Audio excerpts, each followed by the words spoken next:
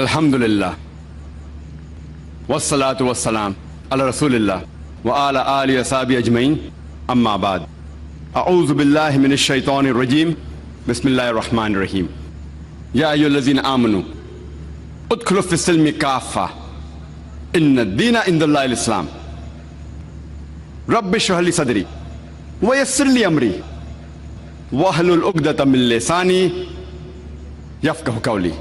ডায়াসে উপস্থিত অতিথিবৃন্দ, শ্রদ্ধেয় গুরুজনেরা এবং আমার প্রিয় ভাই বোনেরা, আপনাদের সবাইকে স্বাগত জানাই ইসলামিক সম্ভাষণে।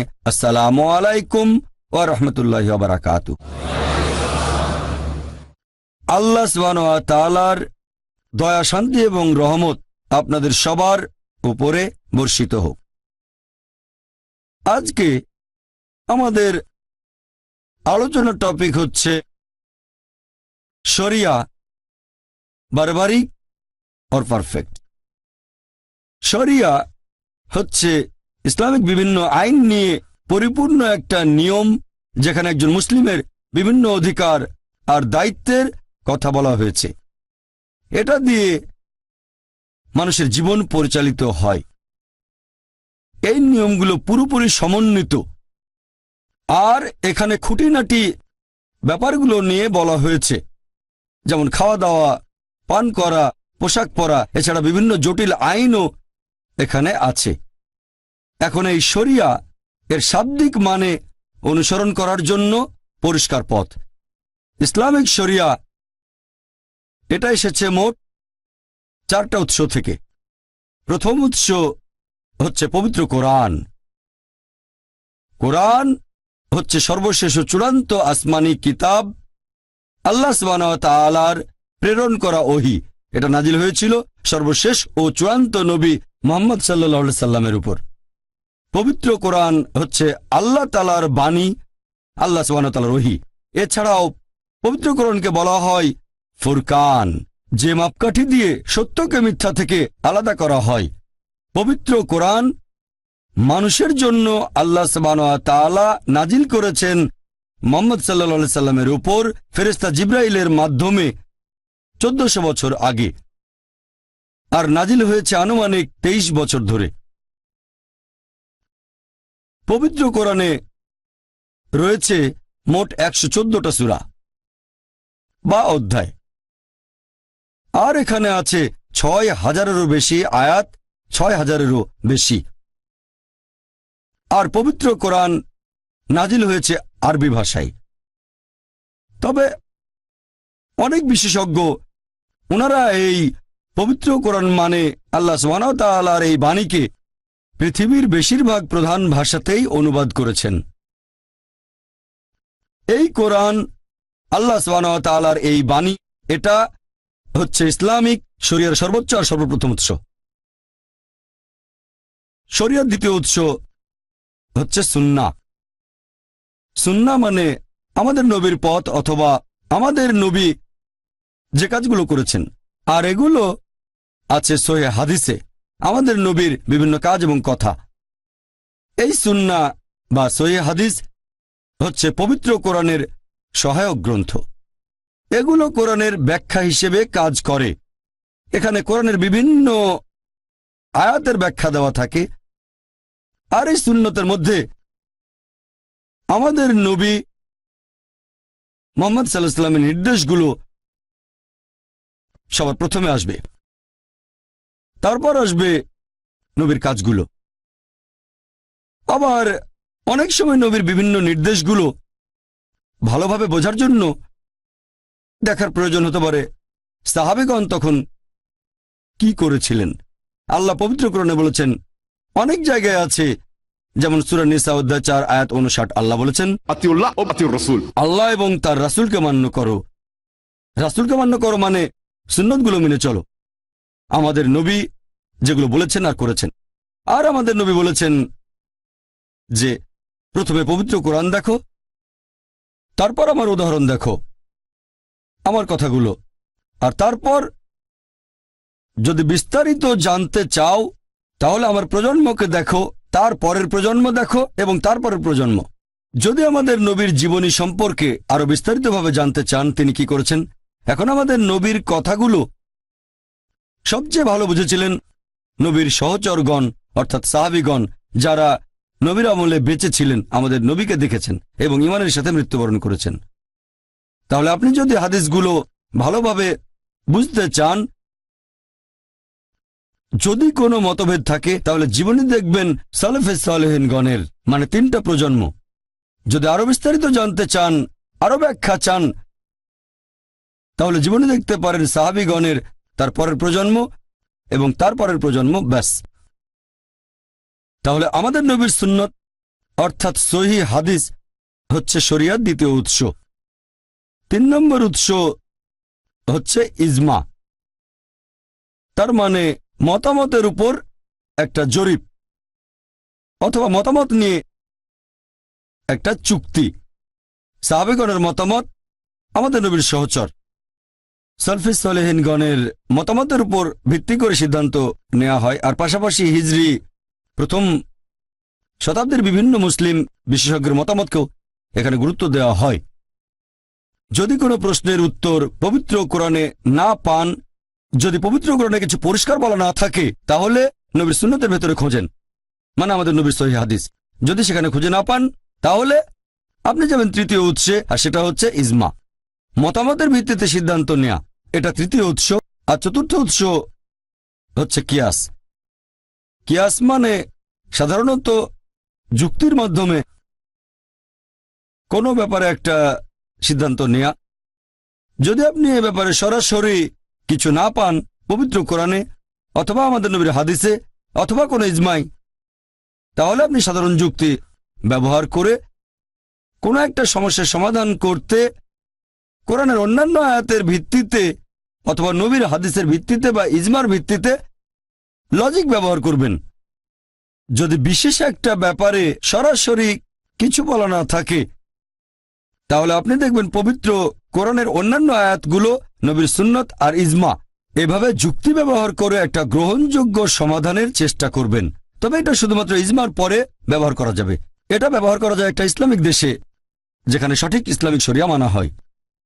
প্রধানত শরিয়ার উৎস এই 4টা। 1 নম্বর আর সবচেয়ে বেশি গুরুত্বপূর্ণ হচ্ছে পবিত্র কোরআন, আল্লাহ সুবহানাহু ওয়া তাআলার বাণী। 2 নম্বর আমাদের নবীর সুন্নত অর্থাৎ সহিহ হাদিস। 3 নম্বর হচ্ছে ইজমা, আর 4 নম্বর হলো কিয়াস। ইসলামিক শরিয়া হলো একটা পরিপূর্ণ আচরণ বিধি।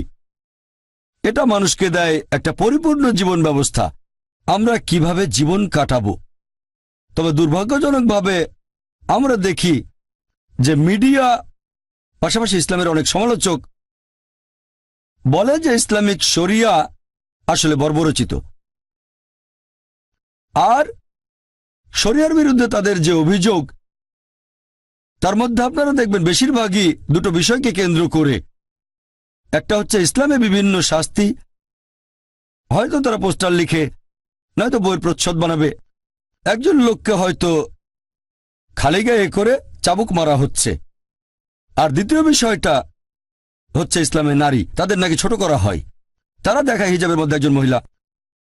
এই 2টো বিষয় দিয়েই সাধারণ সমালোচকরা শরিয়াকে আক্রমণ করে আর বলে এটা বর্বরতা। এছাড়া আরো কিছু অভিযোগ। আজকে সময় কম, তাই শরিয়ার সবগুলো দিক নিয়ে আলোচনা করতে পারবো না। তাছাড়া সময়ের স্বল্পতার কারণে আমি মিডিয়া এবং ইসলামের সমালোচকদের করা সবগুলো অভিযোগের উত্তর দিতে পারবো না এখানে। তবে হাতে যে সময় আছে, ইনশাআল্লাহ আমি চেষ্টা করব যাতে শরিয়া সম্পর্কে কিছু ভুল ধারণা দূর করতে পারি। আমি আগেও বলেছি, প্রথম পয়েন্টটা, বেশিরভাগ পশ্চিমা লেখক আর ইসলামের সমালোচক শরিয়া ভিত্তিক শাস্তির প্রসঙ্গ তুলে ইসলামকে আক্রমণ করে। এখন ইসলামিক আইনে, ইসলামিক শরিয়ায় শাস্তিটা নাকি বর্বরচিত। ইসলাম একটা পরিপূর্ণ জীবন ব্যবস্থা, আর অন্যান্য জীবন ব্যবস্থার সাথে তুলনা করলে আপনি বুঝবেন পৃথিবীর বেশিরভাগ ধর্মই আসলে ভালো কথা বলে, বেশিরভাগ ধর্মই, ইসলাম সহ। তবে অন্যান্য ধর্মগুলোর সাথে ইসলামের পার্থক্যটা হচ্ছে ইসলাম ভালো কথা বলার পাশাপাশি আমাদের পথ দেখিয়ে দেয় যে কিভাবে এই ভালো অবস্থা অর্জন করব।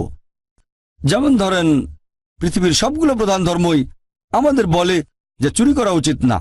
হিন্দুইজম বলছে চুরি করো না, খ্রিস্টান ধর্ম বলছে চুরি করো না, ইসলামও বলছে চুরি করো না। তাহলে ইসলামের সাথে অন্যান্য জীবন দর্শন বা অন্যান্য ধর্মগুলোর মধ্যে পার্থক্যটা কি? এখানে পার্থক্য হচ্ছে যে ইসলাম ভালো কথাগুলো বলার পাশাপাশি আমাদেরকে এটাও দেখিয়ে দেয় যে কিভাবে এই ভালো অবস্থা অর্জন করব। ইসলামিক শরিয়া অনুযায়ী এখানে ইসলামের তৃতীয় স্তম্ভ হচ্ছে জাকাত। তার মানে প্রত্যেক ধনী লোক যাদের সঞ্চয় নিসাব লেভেলের উপরে আছে, অর্থাৎ 85 গ্রাম স্বর্ণের চেয়ে বেশি, সেই লোকই প্রত্যেক হিজরি সালে অতিরিক্ত সঞ্চয়ের 2.5% জাকাত হিসেবে দান করে দেবে। যদি প্রত্যেক ধনী লোক জাকাত দিয়ে থাকে, পৃথিবীতে দারিদ্র্য বলে আর কিছুই থাকবে না। তাহলে পৃথিবীতে একজন মানুষও অনাহারে মারা যাবে না। আল্লাহ পবিত্র কোরআনে বলেছেন সূরা আল হাশর অধ্যায় নম্বর 59 আয়াত নম্বর 7, এখানে আছে যে জাকাতের বিধান করা হয়েছে যাতে করে ধন সম্পদ শুধুমাত্র ধনী লোকদের কাছে আবর্তিত না হয়। এটা বাধ্যতামূলক দান, এটা ইসলামিক শরিয়ার অংশ, এটা ফরজ। যেসব লোকজন ধনী, যাদের সঞ্চয় 85 গ্রাম স্বর্ণের চেয়ে বেশি, তারা প্রতি হিজরি সালে সেই সঞ্চয়ের 2.5% জাকাত হিসেবে দান করবে। আর তারপরেও ধরেন কেউ চুরি করলো, আল্লাহ পবিত্র কোরআনে বলেছেন সূরা মাইদা অধ্যায় নম্বর 5 আয়াত নম্বর 38 যে একজন চোর, হোক সে পুরুষ অথবা নারী, তার হাত কেটে ফেলো। এটাই আল্লাহ তাআলার পক্ষ থেকে আদর্শ দণ্ড। অনেকে হয়তো বলবে, হাত কেটে ফেলবেন? এই বিজ্ঞান আর প্রযুক্তির যুগে ইসলাম একটা বর্বর ধর্ম, এটা একটা নিষ্ঠুর ধর্ম। আর অনেকে এরকম ভাবে যে যদি সৌদি আরবে যায় সেখানে আইনটা এরকম। অনেকেই মনে করে যে হয়তো সেখানে অর্ধেক মানুষেরই হাত কাটা পড়েছে। অনেকেই মনে করে যে সৌদি আরবে যেহেতু এই আইন আছে তাই প্রতি দুজনের মধ্যে একজনের হাত কাটা পড়বে। বিশ্বাস করেন, আমি পর্যন্ত কয়েকবার সৌদি আরবে গেছি, আমি অনেকবার গেছি, এখন পর্যন্ত একটা মানুষ আমার চোখে পড়েনি যার হাত কেটে ফেলা হয়েছে। হতে পারে কিছু লোকের হাত কাটা হয়েছে, আমি একজনও দেখিনি। আইনটা এতই কড়া যে মানুষ অন্তত 10 বার চিন্তা করবে চুরি করব কি করব না। ইসলামিক শরিয়া এরকমই, এটা আপনাকে উপদেশ দেবে চুরি করো না, তবে সব মানুষ এই উপদেশ মেনে চলবে না। যারা আল্লাহকে বিশ্বাস করে তারা মানবে, কিন্তু সবাই মেনে চলবে না। এখন এই সমস্যার সমাধানটা কি হবে? এটার সমাধান হচ্ছে যদি তারা আল্লাহ সুবহানাহু ওয়া তাআলার নির্দেশগুলো না মানে অবশ্যই শাস্তি পেতে হবে। আর বর্তমানে আমেরিকাকে পৃথিবীর সবচেয়ে উন্নত দেশগুলোর একটা বলা যেতে পারে। আপনারা কি জানেন চুরি ডাকাতির দিক থেকেও আমেরিকা পৃথিবীর মধ্যে একেবারে প্রথম সারিতেই আছে? আপনাদের একটা প্রশ্ন করি, যদি আমেরিকা ইসলামিক শরিয়া প্রয়োগ করা হয় ইউএসএতে, যে প্রত্যেক ধনী লোক যাদের সঞ্চয় 85 গ্রাম স্বর্ণের চেয়ে বেশি, তারা প্রতি হিজরি বছরে সেই সঞ্চয়ের 2.5% জাকাত দেবে। আর তারপরেও যদি কেউ চুরি করে তাহলে শাস্তি হিসেবে তার হাত কেটে ফেলতে হবে। এখন আপনাদের একটা প্রশ্ন করি, আমেরিকায় বর্তমানে চুরি ডাকাতির যে হার সেটা বেড়ে যাবে নাকি একই রকম থাকবে নাকি কমে যাবে? অবশ্যই কমে যাবে। এটা একটা প্র্যাকটিক্যাল আইন। আপনি শরিয়া প্রয়োগ করেন, অবশ্যই ফলাফল পাবেন। সেজন্য আমি বলছি যে ইসলামিক শরিয়া একেবারে নিখুঁত। আইন প্রয়োগ করব ফলাফলের জন্য, শুধুমাত্র বইয়ে লেখার জন্য না। মানুষ এখানে তর্ক করে আর ভাবে যদি এই আইন প্রয়োগ করেন, দেখছেন কত মানুষ চুরি ডাকাতি করছে, আমেরিকায় হাজার হাজার মানুষ চুরি ডাকাতি করে, তাহলে কি আপনি হাজার হাজার মানুষেরই হাত কাটবেন? শরিয়া প্রয়োগ করলে বদলাবে না মাত্র কয়েকজন, আর বাকি সবাই আল্লাহ চাইলে কখনো চুরি করবে না। অন্যরা এখন জানে যদি অ্যারেস্ট হই বের হয়ে যেতে পারবো, ঘুষ দিতে পারবো, বড়সড় কোনো শাস্তি পাবো না। তবে যদি শাস্তিটা কঠিন হয় তাহলে চুরি করার আগে 10 বার অন্তত চিন্তা করবে, তখন চুরির ইচ্ছাটাও কমে যাবে। আর মানুষজন এটা বুঝতে পারে না যে ইসলামিক শরিয়া পরিপূর্ণ, এটা নিখুঁত। তার মানে এই না যদি কোনো গরিব লোক রুটি চুরি করে কারণ তার ক্ষুধা লেগেছে এজন্য হাত কাটতে হবে না। যদি গরিব লোক চুরি করে কিছু খাওয়ার জন্য, এটা আসলে সরকারের, ইসলামিক কর্তৃপক্ষের দায়িত্ব সবাইকে খাবার দেয়া। সে কেন খাবার জন্য চুরি করবে? দায়িত্ব আসলে মুসলিম উম্মার, দায়িত্ব দেশের মানুষের। আমরাই খেয়াল রাখবো আমাদের প্রতিবেশী যেন খেতে পারে। বুঝতে পারছেন, এই শাস্তির ক্ষেত্রেও বেশ কিছু নিয়ম আছে। যদি অনেক টাকা চুরি করেন ইত্যাদি ইত্যাদি, তখন শাস্তি হবে এরকম।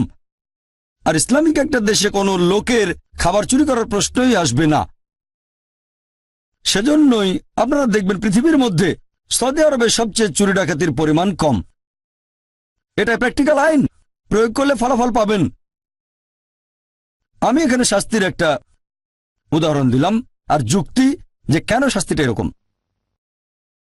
মানুষজন ভয় পায় যে হাত কেটে ফেলা হবে যখনই শরিয়া প্রয়োগ করবে। শাস্তি প্রয়োগ হয়তো করবেন না, প্রয়োগ করলেও সেটা খুবই কম পরিমাণ। অন্য আরও যে বিষয় নিয়ে ইসলামের সমালোচকরা অভিযোগ করে সেটা হচ্ছে ইসলামে নারীর অধিকার। সময় স্বল্পতার কারণে সবগুলো অভিযোগ নিয়ে আলোচনা করতে পারবো না। সংক্ষেপে বললে এই সমালোচকরা বলে ইসলাম ধর্মে মহিলাদের অবস্থান অনেক নিচে, তাদের কোনো অধিকার নেই, তারা পুরুষের সমান নয়।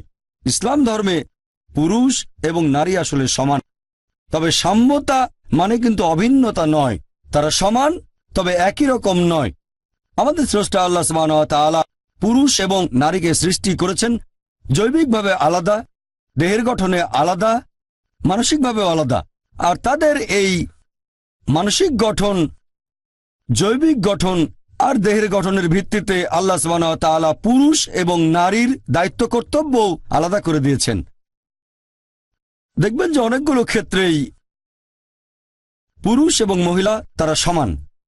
কিছু কিছু ব্যাপারে মহিলারা কিছুটা এগিয়ে আছে, আবার কিছু ব্যাপারে পুরুষরা কিছুটা এগিয়ে আছে, তবে সব মিলিয়ে তারা সমান। আপনাদের একটা উদাহরণ দেই। ধরেন কোন একটা পরীক্ষায় দুজন ছাত্র, ছাত্র এ আর ছাত্র বি, দুজনেই 100তে 80 পেল, দুজনেই প্রথম হলো। যদি আপনি পরীক্ষার খাতাটা দেখেন, ধরেন সেখানে 10টা প্রশ্ন আছে, প্রত্যেক প্রশ্নে 10 নম্বর। সেখানে 1 নম্বর প্রশ্নের উত্তরে ছাত্র এ পেয়েছে 10-এর মধ্যে 9, আর ছাত্র বি পেয়েছে 10-এর মধ্যে 7।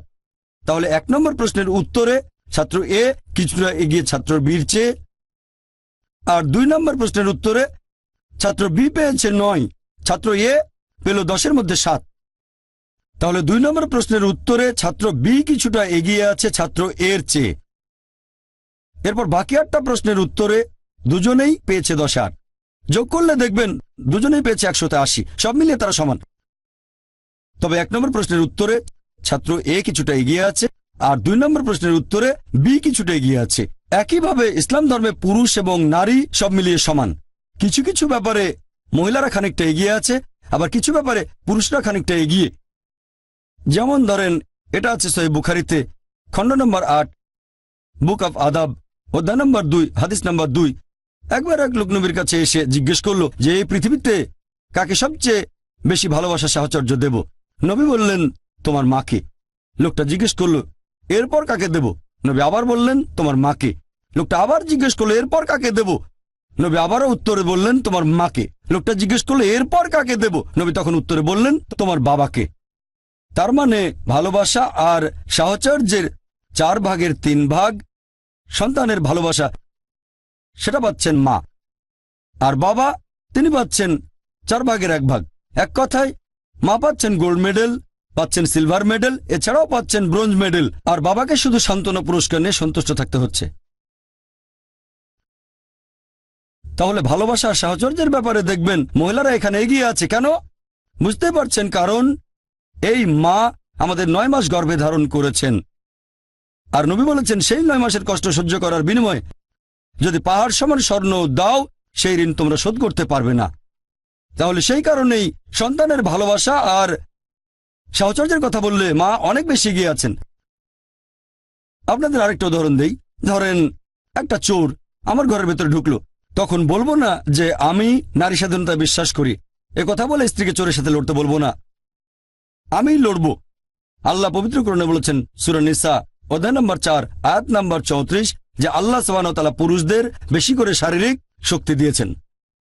তাহলে যেহেতু আল্লাহ সুবহানাহু ওয়া তাআলা পুরুষদের শারীরিক শক্তি বেশি দিয়েছেন, তাই পুরুষদের দায়িত্ব মহিলাদের সাহায্য আর রক্ষা করা। তাহলে শারীরিক শক্তিতে পুরুষরা কিছুটা এগিয়ে। এছাড়া আরো অনেক ক্ষেত্রেই পুরুষ আর মহিলা সমান।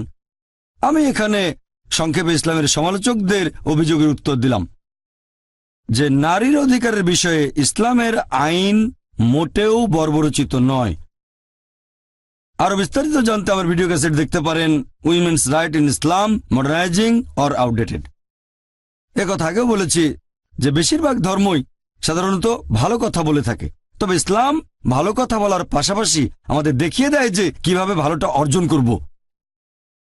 আজকে অনেকে আপত্তি জানায় বিভিন্ন রকমের মতামত যে আইনটা কেমন হওয়া উচিত।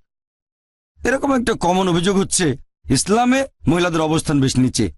এর কারণটা ইসলামিক হিজাব। তারা বলে যে ইসলামিক হিজাব মোটেও শালীনতা প্রকাশ করে না, শালীনতার জন্য না, হিজাব করা হয় মহিলাদের নিচে রাখার জন্য।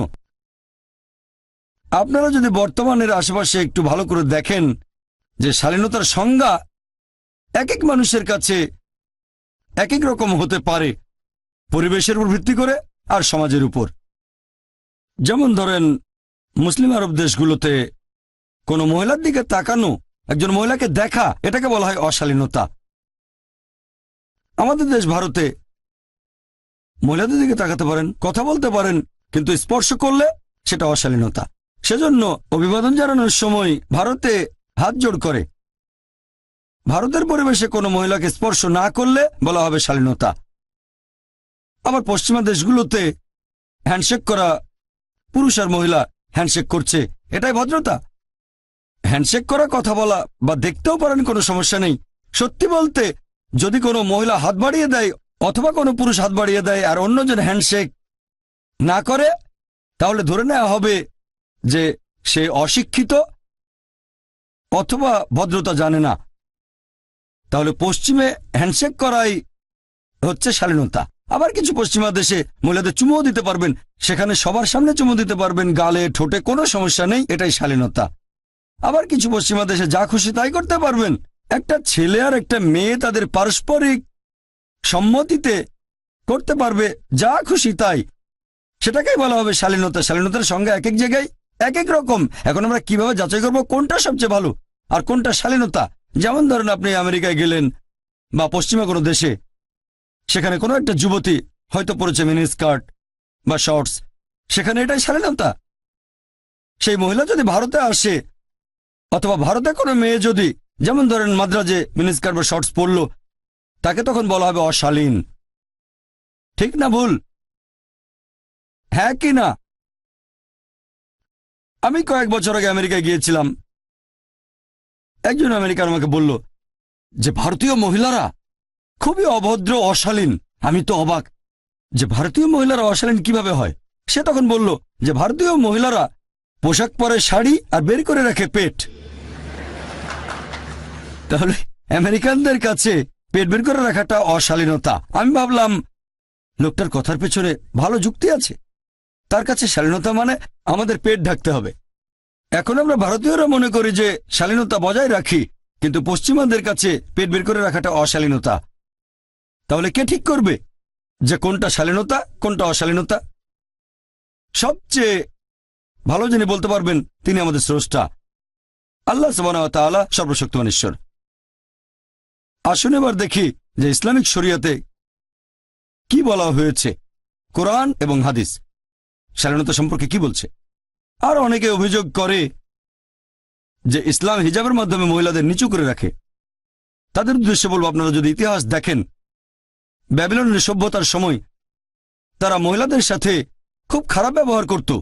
একজন লোক কাউকে খুন করলে সেই লোককে শাস্তি না দিয়ে তার স্ত্রীকে মৃত্যুদণ্ড দেওয়া হতো। আর গ্রিক সভ্যতায় তাদের পৌরাণিক কাহিনীতে একটা কাল্পনিক মহিলা চরিত্র প্যান্ডোরা, যে পৃথিবীর সব দুর্ভোগ আর দুর্দশার কারণ। প্রথম দিকে তারা পবিত্রতা বিশ্বাস করত, কিন্তু পরবর্তীতে খ্যাতিলোভের কারণে পতিতাবৃত্তি বেড়ে গিয়েছিল। তারপর রোমান সভ্যতায় নগ্নতা ছিল কমন, পতিতাবৃত্তি, অবাধ যৌনাচার ছিল কমন।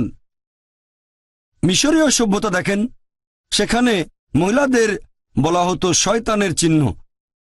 আর পবিত্র কোরআন নাজিল হওয়ার আগে আরব সভ্যতায় যদি কোনো কন্যা সন্তান জন্মাতো তাকে মেরে ফেলা হতো, জীবন্ত কবর দেওয়া হতো। ইসলাম হলো প্রথম ধর্ম, আর মুহাম্মদ সাল্লাল্লাহু আলাইহি সাল্লাম প্রধান উদ্যোক্তা, যিনি মহিলাদের উপরে তুলেছেন।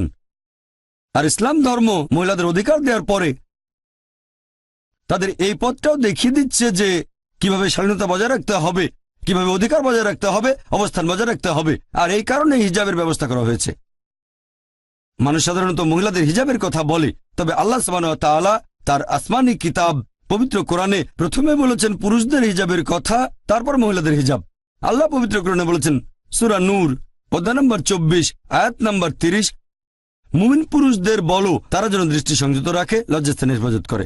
যখন একজন পুরুষ কোনো মহিলাকে দেখবে তখন মাথায় কোনো খারাপ চিন্তা আসলে সে দৃষ্টি নিচু করবে, মনে কোনো নির্লজ্জ চিন্তা আসলে দৃষ্টি নিচু করবে। একবার একজন মুসলিম অনেক সময় ধরে একটা মেয়েকে দেখছিল। আমি বললাম, ভাই তুমি কি করছো? ইসলামে তো এটার অনুমতি নেই। সে আমাকে বলল, আমাদের প্রিয় নবী বলেছেন প্রথমবার দেখার অনুমতি আছে, দ্বিতীয়বার দেখা নিষিদ্ধ। আমার প্রথমবারের দেখা অর্ধেক শেষ হয়নি। নবী কথা দিয়ে কি বুঝিয়েছেন যে প্রথমবার দেখার অনুমতি আছে, দ্বিতীয়বার দেখা নিষিদ্ধ? তার মানে এই না যে 10 মিনিট ধরে আপনি পলক না ফেলে একটা মেয়েকে দেখবেন আর বলবেন অর্ধেক দেখা শেষ হয়নি। এর মানে যদি অনিচ্ছাকৃতভাবে কোনো মহিলাকে আপনি দেখে ফেলেন, ইচ্ছাকৃতভাবে তাকে আরেকবার দেখবেন না, সৌন্দর্য উপভোগ করবেন না। পরের আয়াতটা বলছে মহিলাদের হিজাবের কথা। আল্লাহ পবিত্র কোরআনে বলছেন সূরা নূর অধ্যায় নম্বর 24 আয়াত নম্বর 31, মুমিন নারীদেরকে বলো যেন দৃষ্টি সংযত রাখে, লজ্জাস্থানের হেফাজত করে, আর যা প্রকাশ থাকে সেটা বাদে যেন সৌন্দর্য প্রকাশ না করে, যেন কাপড় দিয়ে গ্রীব আর বক্ষদেশ আবৃত করে। সৌন্দর্য প্রকাশ করবে না শুধু এই লোকগুলো ছাড়া, তার স্বামী, তার ছেলে, তার বাবা, এরকম বেশ কিছু মাহরাম যাদের সে বিয়ে করতে পারবে না, তাদের একটা লিস্ট। এই হিজাব পালনের শর্ত আছে মোট 6টা। এগুলো বলা আছে পবিত্র কোরআন এবং সহিহ হাদিসে। প্রথমটা হচ্ছে হিজাবের সীমা, পুরুষদের জন্য নাভি থেকে হাঁটু পর্যন্ত, মহিলাদের ক্ষেত্রে পুরো শরীর ঢাকা থাকবে, শুধু যে অংশটা দেখা যেতে পারে সেটা মুখমণ্ডল আর কবজি পর্যন্ত হাত। তবে অনেক বিশেষজ্ঞ বলেন এগুলো ঢেকে রাখতে হবে। হিজাবের বাকি 5টা শর্ত পুরুষ এবং মহিলাদের একই। 2 নম্বর, তারা যে পোশাকটা পরবে সেটা হবে ঢিলেঢালা, শরীরের গঠন বোঝা যাবে না। 3 নম্বর, এমন স্বচ্ছ হবে না যাতে ভেতর থেকে দেখা যায়। 4 নম্বর, পোশাক এমন আকর্ষণীয় হবে না যাতে বিপরীত লিঙ্গ আকৃষ্ট হয়। 5 নম্বর, পোশাকটা বিপরীত লিঙ্গের পোশাকের মতো হবে না। আর 6 নম্বর, পোশাকের মধ্যে অবিশ্বাসীদের কোনো চিহ্ন থাকতে পারবে না। এই হলো হিজাব পালনের 6টা শর্ত। আর আল্লাহ পবিত্র কোরআনে বলেছেন সূরা আহজাব অধ্যায় নম্বর 33 আয়াত নম্বর 59 যে হে নবী, তোমার স্ত্রীগণকে বলো, তোমার কন্যাদের এবং মুমিন নারীদের, তারা যখন বাইরে যাবে তখন যেন চাদর পরে, এতে করে তাদের সহজেই চেনা যাবে আর এতে করে তাদের উত্ত্যক্ত করা হবে না। কোরআন বলছে মহিলাদের হিজাবের ব্যবস্থা করা হয়েছে যাতে করে তাদের উত্ত্যক্ত করা না হয়। ধরেন দুজন যমজ বোন, দুজনেই খুব সুন্দরী, সমান সুন্দরী, আর ধরেন মাদ্রাজের রাস্তায় হেঁটে বেড়াচ্ছে। 2 বোনের মধ্যে একজন পরেছে ইসলামিক পোশাক, পুরো শরীর ঢাকা, শুধু মুখমণ্ডল আর হাতের কবজি পর্যন্ত হাত বাঁধে, আর অন্যজন পরেছে পশ্চিমা পোশাক, মিনি স্কার্ট বা শর্টস। আর ধরেন রাস্তার পাশেই দাঁড়িয়ে আছে একটা বখাটে ছেলে, শিকারের জন্য অপেক্ষা, মেয়েদের উত্ত্যক্ত করবে। আমি আপনাদের প্রশ্ন করছি, সে কোন মেয়েটাকে উত্ত্যক্ত করবে? ইসলামিক হিজাব পরা মেয়েটাকে, নাকি সেই মেয়েকে যে পরেছে পশ্চিমা পোশাক, মিনি স্কার্ট বা শর্টস? কাকে উত্ত্যক্ত করবে? আপনারাও জানেন সেই মেয়েটাকে যে পরেছে মিনি স্কার্ট বা শর্টস।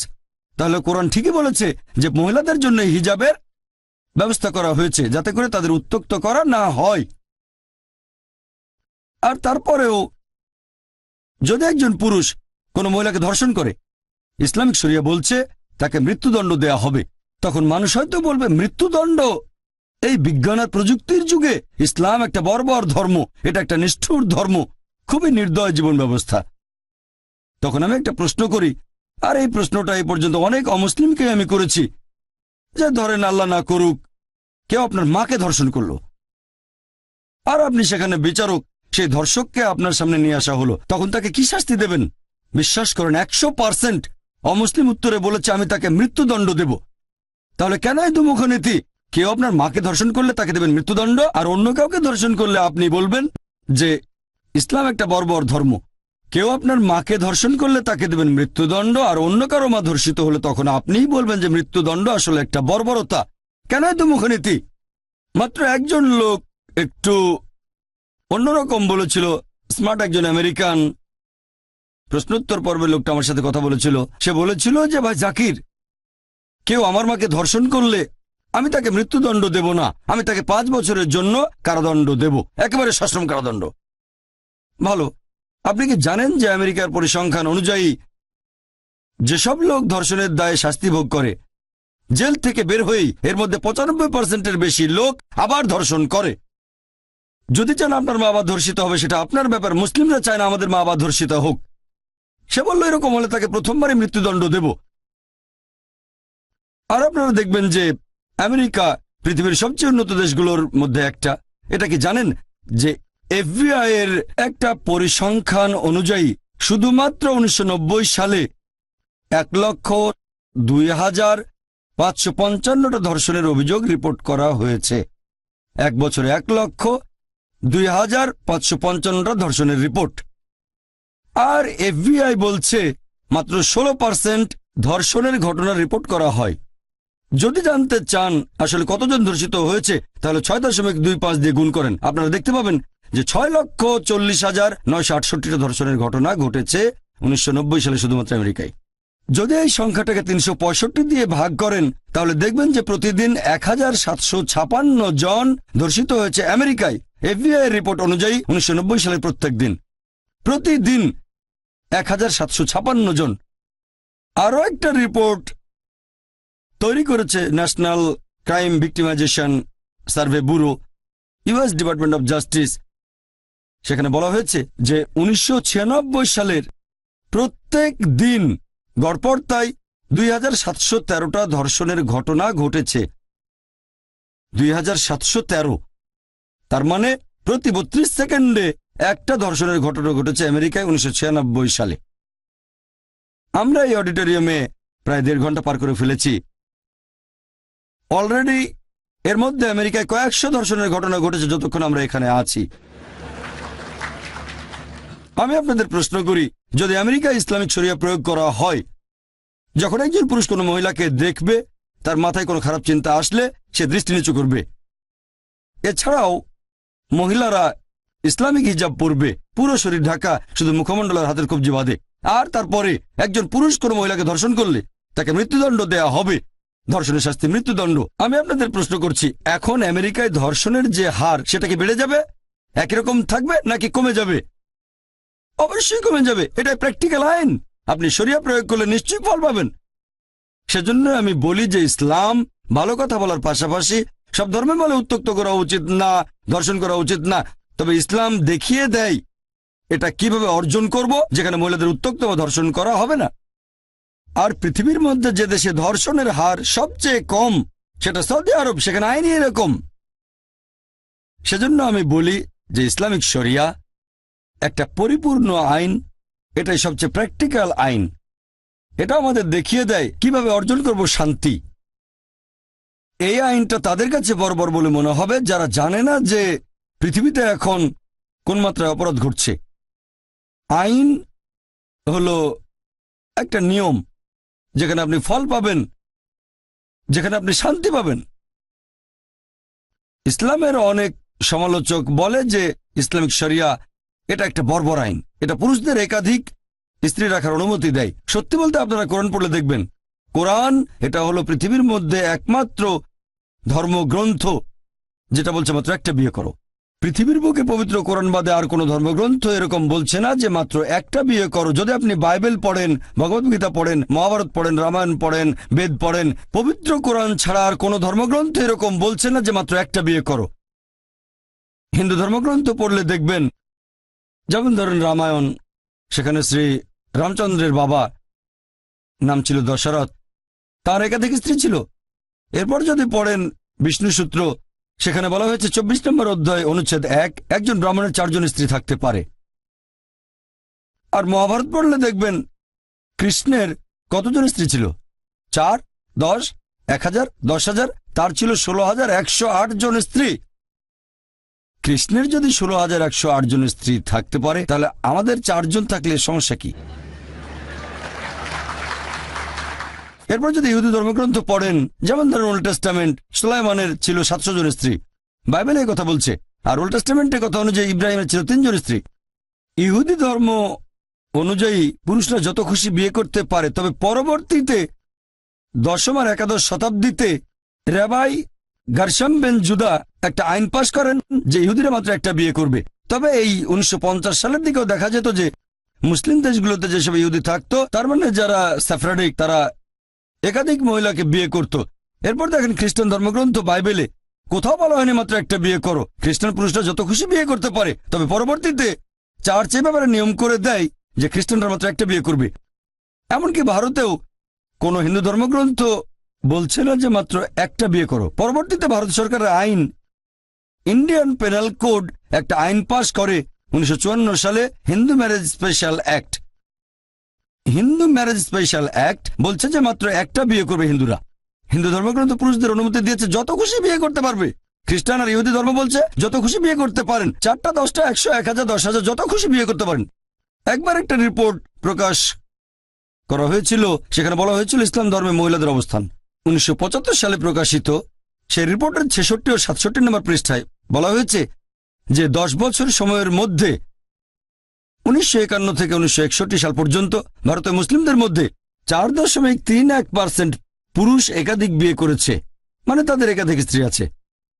আর হিন্দুদের মধ্যে এই পার্সেন্টেজ ছিল 5.06। তাহলে পরিসংখ্যান অনুযায়ী হিন্দুদের মধ্যে বহুবিবাহের হার মুসলিমদের তুলনায় বেশি। আসুন এবার দেখি পবিত্র কোরআন কি বলছে। আল্লাহ পবিত্র কোরআনে বলেছেন সূরা নিসা অধ্যায় নম্বর 4 আয়াত নম্বর 3, তোমার পছন্দের নারীকে বিয়ে করো 2, 3 বা 4 জনকে, যদি সুবিচার করতে না পারো তাহলে একজনকে বিয়ে করো। এভাবে মাত্র একটা বিয়ে করার কথা শুধু কোরআনেই বলা হয়েছে, অন্য কোনো ধর্মগ্রন্থে নয়। আপনি একাধিক বিয়ে করতে পারেন, সর্বোচ্চ 4 জন, যদি সুবিচার করতে পারেন। সুবিচার করতে না পারলে মাত্র একটা বিয়ে করেন। আর আল্লাহ কোরআনে বলেছেন সূরা নিসা অধ্যায় নম্বর 4 আয়াত নম্বর 129, স্ত্রীগণের সাথে সমান ব্যবহার করা খুব কঠিন, তবে কারো দিক থেকে পুরোপুরি মুখ ফিরিয়ে নিও না। অনেক মানুষ ভাবে ইসলামে 4টা বিয়ে করা বাধ্যতামূলক। আমার কয়েকজন বন্ধু আছে বোম্বেতে। যখন মেডিকেল কলেজে পড়তাম, এক বন্ধু আমাকে বলল মুসলিমদের 80%-এর বেশি লোকের 4 জন স্ত্রী। বললাম এটা কোথায় পেলে? আমি জানি। তখন বললাম তোমাকে চ্যালেঞ্জ করছি, ভারতে এরকম 10 জন লোক দেখাও যাদের 4 জন স্ত্রী, আমি তোমাকে 1 লক্ষ টাকা দেব। মাত্র 10 জন। এখন পর্যন্ত আমি কোনো ভারতীয় মুসলিম পুরুষকে দেখিনি যার 4 জন স্ত্রী। আমি জানি অনেক লোক আছে ভারতের বাইরে, যেমন আরব দেশগুলোতে অনেকেরই 4 জন স্ত্রী।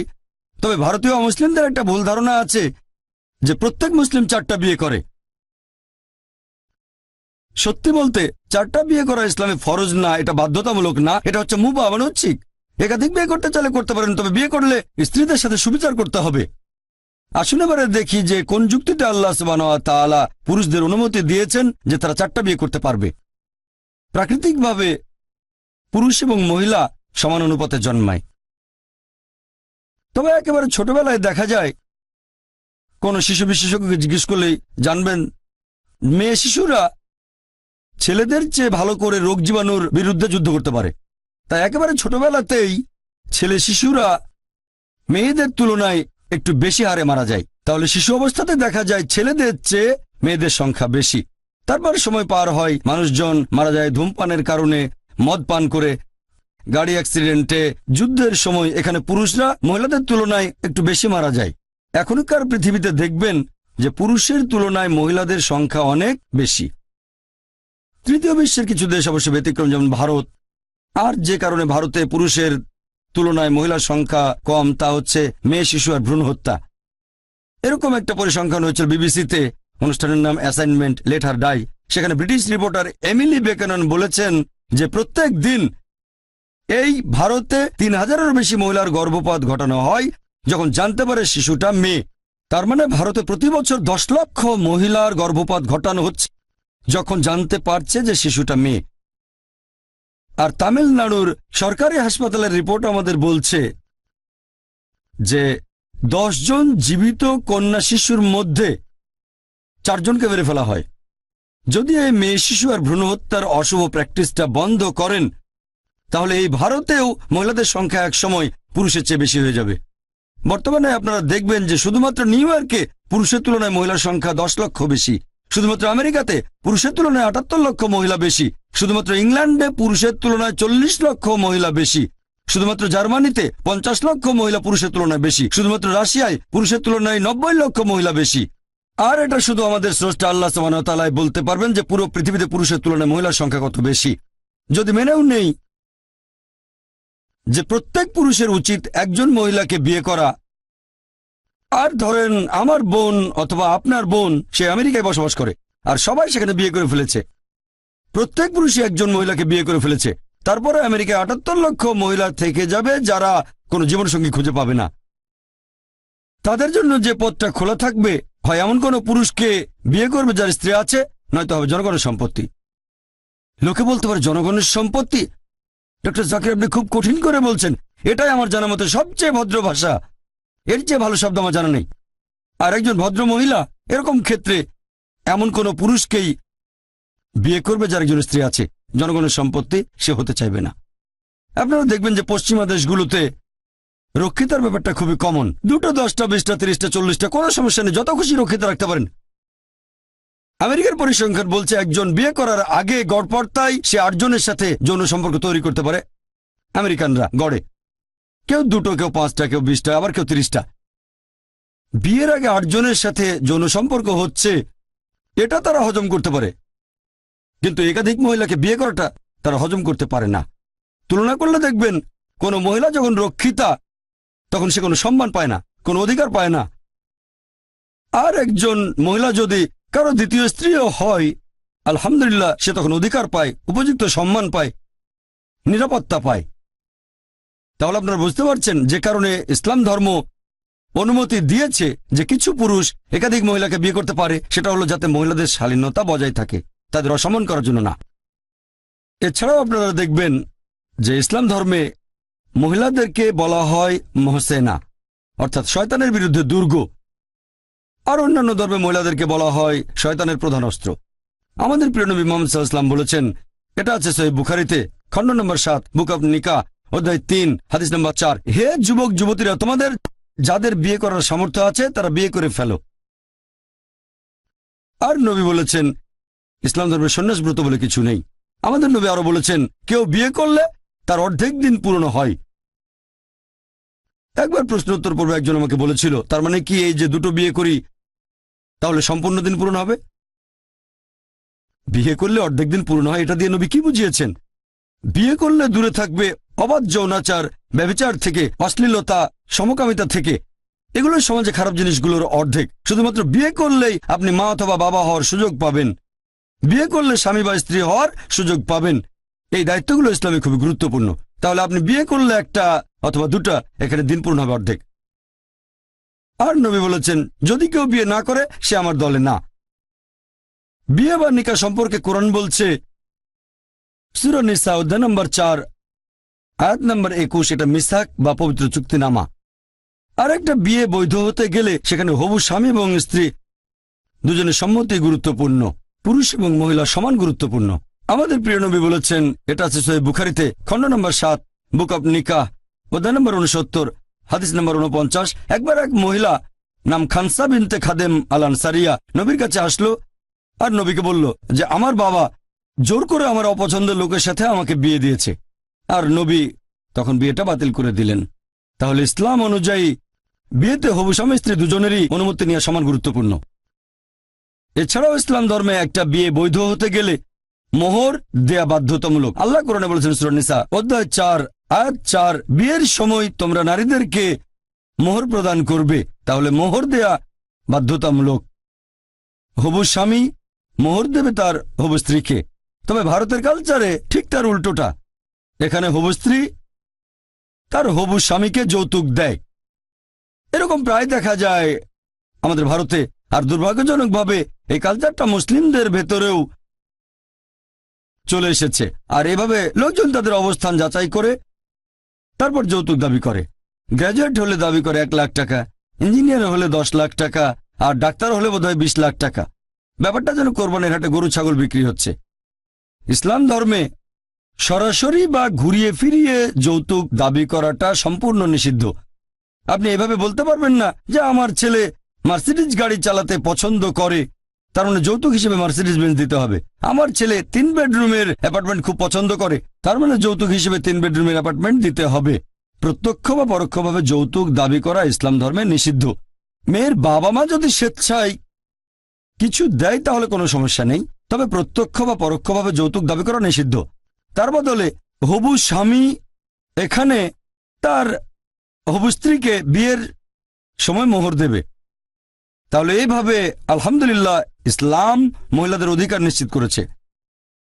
আল্লাহ পবিত্র কোরআনে বলেছেন সূরা নূর অধ্যায় নম্বর 24 আয়াত নম্বর 4 যে যদি কোনো লোক একজন মহিলার শালীনতা সম্পর্কে অভিযোগ করে, কেউ যদি বলে অমুক মহিলা ভালো না, অশালীন, আর সে যদি 4 জন সাক্ষী উপস্থিত করতে না পারে, তাদের প্রত্যেককে 80 বার চাবুক মারা হবে। তার মানে যদি কেউ কোনো মহিলার নামে অপবাদ দেয়, এটা আমাদের সমাজে কমন, আপনি অপবাদ দিতে পারেন কারো মাকে, কারো বাবাকে, মেয়েকে বা বোনকে, তাতে কিছু হবে না। তবে ইসলামিক শরিয়ায় কেউ যদি কোনো মহিলার শালীনতা নিয়ে অপবাদ দেয় আর 4 জন সাক্ষী আনতে না পারে, শাস্তি পাবে 80টা চাবুক। আবার ধরেন 4 জন সাক্ষী আনলো, যদি কেউ তার মিথ্যা সাক্ষ্য দিয়ে ধরা পড়ে, তাহলে সবাইকে 80 চাবুক মারা হবে। অনেকে বলবে 80 চাবুক, এটা বর্বরতা। কোনো মহিলার শালীনতা নিয়ে অপবাদ দেওয়াটা কি বর্বরতা নয়? তাহলে বর্বরতা জিনিসটা আপেক্ষিক। ইসলামিক শরিয়ার আইন, আল্লাহ সুবহানাহু ওয়া তাআলার আইন মহিলাদের রক্ষা করে, তাদের অবস্থানকে উপরে ওঠায়। পশ্চিমা কালচার এরকম না, সেখানে তারা পশ্চিমা সভ্যতার নামে, নারী স্বাধীনতার নামে তাদের উপরে তুলেছে বলে দাবি করে, আসলে তাদের নিচে নামিয়েছে। তাদের বানিয়েছে উপপত্নী, রক্ষিতা আর ভোগের বস্তু। এগুলো তারা লুকিয়ে রাখে আর্ট কালচারের রঙিন পর্দার পেছনে। পশ্চিমা সমাজ নারী স্বাধীনতার কথা বললেও আসলে তাদের নিচে নামিয়েছে। দাবি করে মহিলাদের উপরে তুলেছে, কিন্তু তাদের আরো নিচে নামিয়েছে। আর্ট এবং কালচারের নাম করে বিক্রি করে নিজের মেয়েকে, বিক্রি করছে নিজের মাকে। এ ব্যাপারে আমি একটা উদাহরণ দিয়েছিলাম যে BMW গাড়ির একটা অ্যাড একবার শুনেছিলাম, এটা খুব বিখ্যাত অ্যাড। একটা মেয়ে বিকিনি পরে দাঁড়িয়েছে BMW গাড়ির সামনে, এটা খুবই দামি একটা গাড়ি, আর উপরে লেখা এখনই চালিয়ে পরীক্ষা করে দেখুন। কাকে? গাড়িটাকে না মেয়েটাকে? এটা তারা কি করছে? তারা তো উন্নতির কথা বলে, সভ্যতা, আসলে বিক্রি করছে নিজের মাকে, বিক্রি করছে নিজের মেয়েকে, বিক্রি করছে স্ত্রীকে। ইসলাম ধর্মে আমরা মহিলাদের নিরাপত্তা দিই, তাদের ভালোবাসি, তাদের শ্রদ্ধা করি, তাদের সম্মান করি, তাদের বিক্রি করতে চায় না।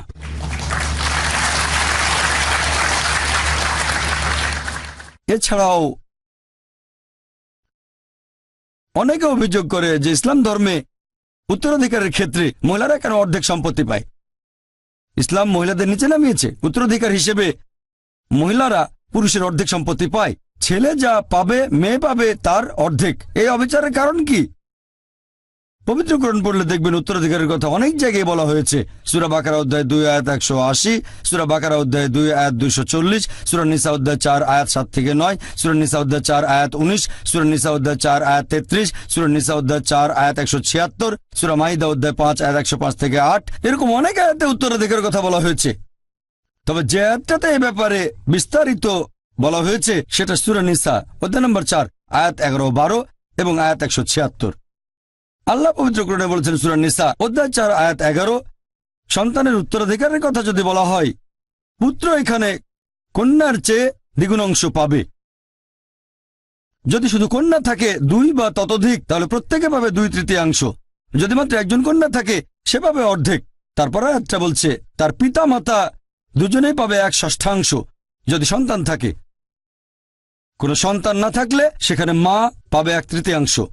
যে মারা গেছে তার যদি কোনো ভাই বোন না থাকে, এই হিসেবটা সব দেনা শোধ করার পর।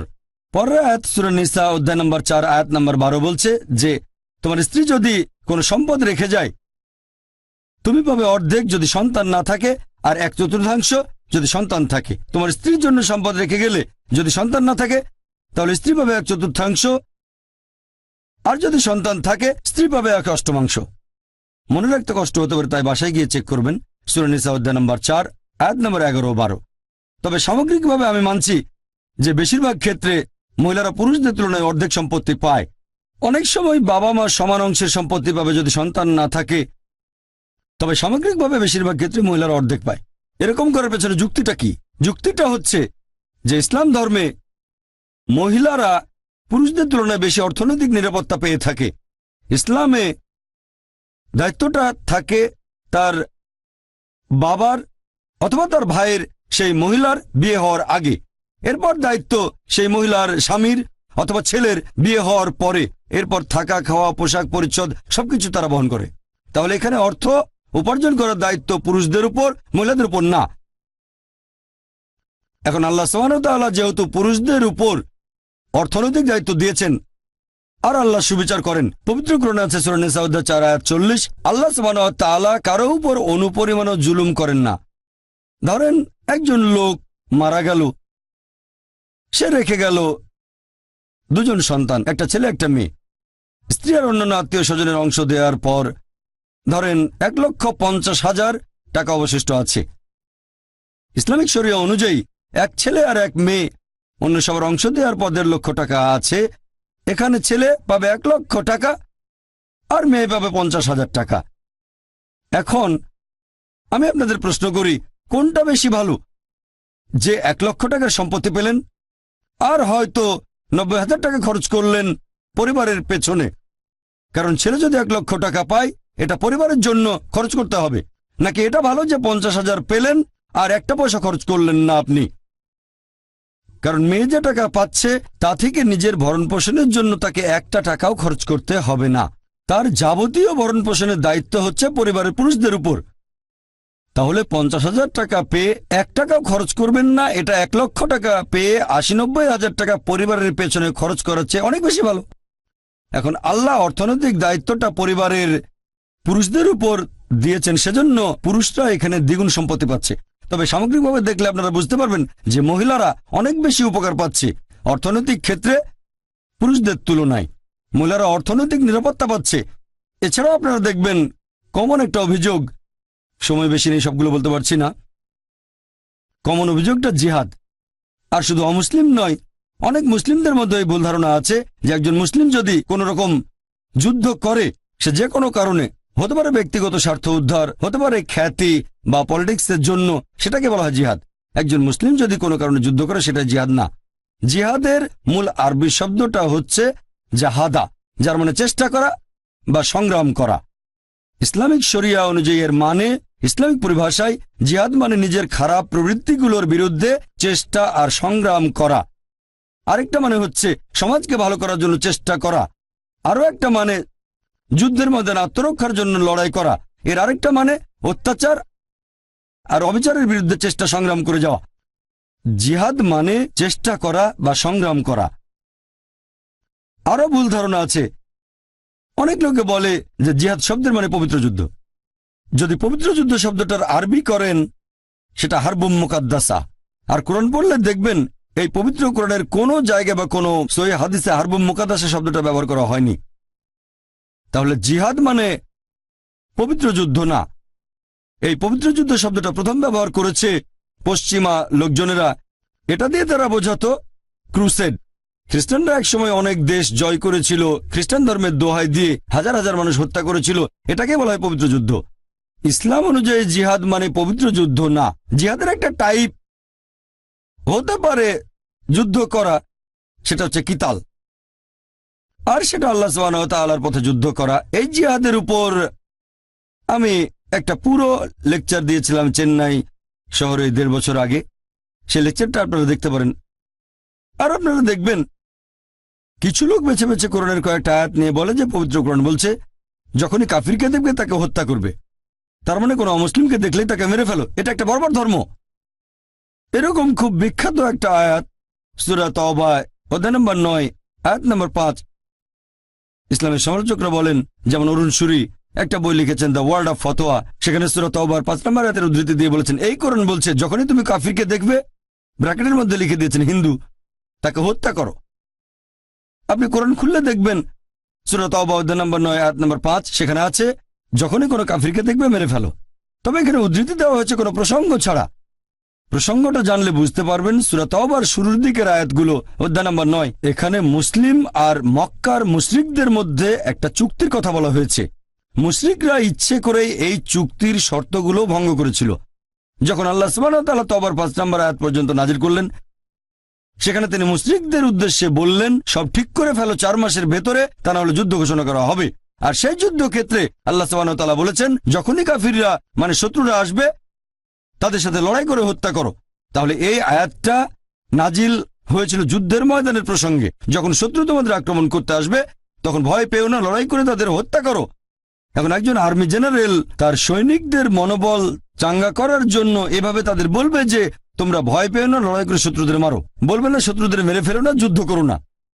তাহলে কোরআনের এই আয়াতটা নাজিল হয়েছিল একটা যুদ্ধের প্রসঙ্গে। অরুণ সূরি এখানে 5 নম্বর আয়াত থেকে চলে গেছেন 7-এ, কারণ সূরা তওবা অধ্যায় 9 আয়াত 6-এ তার অভিযোগের উত্তরটা বলা আছে। 6 নম্বর আয়াত বলছে, যদি তোমার শত্রুরা আশ্রয় চায়, যদি শান্তি চায়, শুধু শান্তি দিও না, তাদেরকে একটা নিরাপদ জায়গায় পৌঁছে দিয়ে এসো, যাতে করে তারা আল্লাহ সুবহানাহু ওয়া তাআলার বাণী শুনতে পারে। আজকের দিনের সবচেয়ে দয়ালু আর্মি জেনারেল হয়তো সৈন্যদের বলবে শত্রুদের ছেড়ে দাও, কিন্তু আল্লাহ বলেছেন শুধু শান্তি দেওয়াই নয়, নিরাপদ জায়গায় পৌঁছে দিয়ে এসো। আর এছাড়াও আপনারা দেখবেন পৃথিবীর সবগুলো প্রধান ধর্মগ্রন্থ, সেখানে সত্য আর মিথ্যার মধ্যে লড়াইয়ের কথা বলা হয়েছে। সবগুলো প্রধান ধর্মগ্রন্থ, বাইবেল পড়লে দেখবেন বুক অফ এক্সোডাস অধ্যায় নম্বর 32, এখানে লড়াইয়ের কথা আছে। তারপর বাইবেলে বুক অফ নাম্বারস অধ্যায় নম্বর 31-এ লড়াইয়ের কথা আছে। এরপর গসপেল অফ লুক অধ্যায় নম্বর 22, যীশুখ্রিস্ট তার নিজের মুখে বলেছেন তরবারি নিয়ে লড়াই করো। মহাভারতে একই কথা আছে, পুরো কাহিনীটা লড়াই আর যুদ্ধ নিয়ে। ভগবদ গীতায় শ্রীকৃষ্ণ উপদেশ দিচ্ছেন অর্জুনকে যুদ্ধ করার জন্য। অর্জুন বলছে ভগবদ গীতা অধ্যায় 1 অনুচ্ছেদ 43 থেকে 46, আমার জ্ঞাতি ভাইদের হত্যা করব কিভাবে? নিজের আত্মীয়ের সাথে যুদ্ধ করার বদলে আমি নিরস্ত্র অবস্থায় যুদ্ধক্ষেত্রে মারা যাব। তখন শ্রীকৃষ্ণ বললেন ভগবদ গীতা অধ্যায় নম্বর 2 অনুচ্ছেদ 2 ও 3 যে এরকম চিন্তা তোমার মাথায় আসলো কিভাবে যে যুদ্ধ করতে চাচ্ছ না? তুমি এমন নপুংসক হলে কবে? ভগবদ গীতা অধ্যায় নম্বর 2 অনুচ্ছেদ 31, 32, 33 বলছে যে তুমি একজন ক্ষত্রিয়, তুমি যুদ্ধ করবে, কেবলমাত্র যুদ্ধ করলে স্বর্গে যেতে পারবে। যখন কোনো হিন্দুকে ভগবদ গীতার এই কথাগুলো বলি, সে বলে না, এটা তো মিথ্যার বিরুদ্ধে সত্যের যুদ্ধ। আমি বলি কোরআনও তাই বলছে, মিথ্যার বিরুদ্ধে সত্যের যুদ্ধ। যখন ভগবদ গীতা দিয়ে উদাহরণ দেয় তখন হিন্দুরা বুঝতে পারে আর বলে যে কোরআনে কোনো সমস্যা নেই। একজন খ্রিস্টানকে বাইবেলের উদাহরণগুলো বলবেন আর হিন্দুকে উদাহরণ দেবেন তাদের ধর্মগ্রন্থ থেকেই, সাদৃশ্যগুলো দেখাবেন। আর আপনারা দেখবেন প্রত্যেক দেশের একটা আইন আছে। ভারতে এরকম আইন আছে, এখানে চুরি করা নিষিদ্ধ, আইন এটার অনুমতি দেয় না। ভারতে ধর্ষণ করা নিষিদ্ধ, তারপরও মানুষ চুরি করে, তারপর ধর্ষণ করে। তাই আইন প্রয়োগ করতে এখানে পুলিশ বাহিনী আছে। পুলিশ বাহিনী রাখা হয় এজন্য যাতে অপরাধীকে শাস্তি দেওয়া যায়। তারপর আছে মিলিটারি, শত্রু আক্রমণ করলে যুদ্ধ করবে। সব দেশেরই মিলিটারি বাহিনী আছে, পুলিশ বাহিনী আছে। একইভাবে পবিত্র কোরআন মুসলিমদের বলছে শত্রু এলে তোমরা প্রস্তুত থাকবে আর যুদ্ধ করবে। তাহলে পৃথিবীর প্রত্যেকটা দেশের একটা মিলিটারি বাহিনী আছে, পুলিশ বাহিনী আছে। আর কোরআন মুসলিমদের বলছে যে তোমাদের দেশে এরকম একটা বাহিনী থাকবে যারা শত্রুদের সাথে লড়াই করবে, যুদ্ধ করবে। তাহলে কোরআনের কথা সমস্যাটা কি? আমাদের বুঝতে হবে যে ইসলামিক শরিয়া এটা পারফেক্ট। আর যদি খলিফা এরকম আদেশ দেন, তিনি যদি বলেন তোমরা যুদ্ধ করো, আর যদি বলেন সবাই যুদ্ধ করবে, তাহলে সবাইকে আসতে হবে, হোক সে একজন ডাক্তার অথবা ইঞ্জিনিয়ার। এটাই হলো জিহাদ, চেষ্টা করা। এখানে কোনো অপশন নেই। ভারতে এই আইনটা প্রচলিত না। মানুষ অভিযোগ করে যে ইসলাম ধর্মে তারা কেন অমুসলিমদের কাছ থেকে জিজিয়া কর নেয়। ইসলামিক শরিয়া অনুযায়ী অমুসলিমদেরও কিছু অধিকার আছে।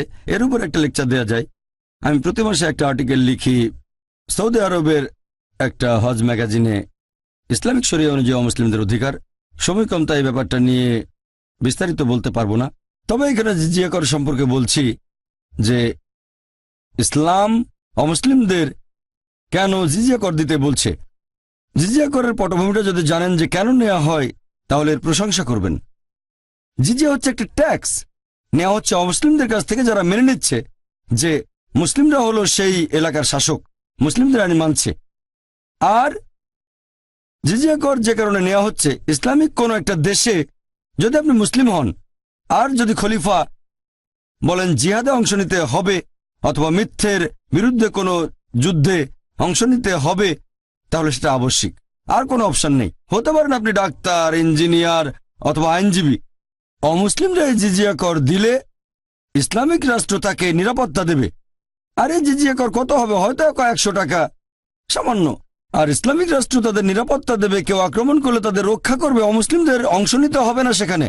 কেউ যদি অপশন দেয় যে শত্রু আক্রমণ করলে আপনাকে যুদ্ধ করতে হবে, অথবা 100 টাকা ট্যাক্স দিয়ে ঘরে বসে থাকবেন, শান্তিতে নিরাপত্তা পাবেন, আমি দ্বিতীয়টাই বেছে নেব। মাত্র 100 টাকা ট্যাক্স দিয়ে ঘরের মধ্যে শান্তিতে বসে থাকবো, কোনো ভয় নেই, রাষ্ট্র আমাকে নিরাপত্তা দেবে। তাহলে জিজিয়া কর দেওয়া হচ্ছে এজন্য যে অমুসলিমরা রাষ্ট্রের কাছ থেকে নিরাপত্তা পাবে, সরকার তাদের রক্ষা করবে। আর আপনারা দেখবেন পবিত্রকরণে এরকম অনেক আয়াত আছে যেখানে অমুসলিমদের অধিকারের কথা আছে। আল্লাহ পবিত্রকরণে বলেছেন, সূরা মুমতাহিনা অধ্যায় নম্বর 60 আয়াত নম্বর 8, যে যেসব অবিশ্বাসীরা দ্বীনের বিরুদ্ধে যুদ্ধ করেনি এবং তোমাদের স্বদেশ থেকে বহিষ্কার করেনি, আল্লাহ তাদের সাথে ন্যায় বিচার করার উপদেশ দিয়েছেন, কারণ আল্লাহ সুবহানাহু ওয়া তাআলা তাদের পছন্দ করেন না যারা অবিচার করে। তবে সেই অবিশ্বাসীরা যারা দ্বীনের বিরুদ্ধে যুদ্ধ করে, আয়াত নম্বর 9 সূরা মুমতাহিনা অধ্যায় নম্বর 60, যেসব অবিশ্বাসীরা দ্বীনের বিরুদ্ধে যুদ্ধ করে তোমাদের স্বদেশ থেকে বহিষ্কার করে, আল্লাহ নিষেধ করেছেন তাদের তোমরা নিরাপত্তা দিও না। তাহলে যে অমুসলিম দ্বীনের বিরুদ্ধে যুদ্ধ করে না, আপনাদের স্বদেশ থেকে তাড়িয়ে দেয় না, তাদের সাথে সুবিচার করতে হবে। আর অমুসলিমদের জন্য বেশ কিছু নিয়মকানুন আছে।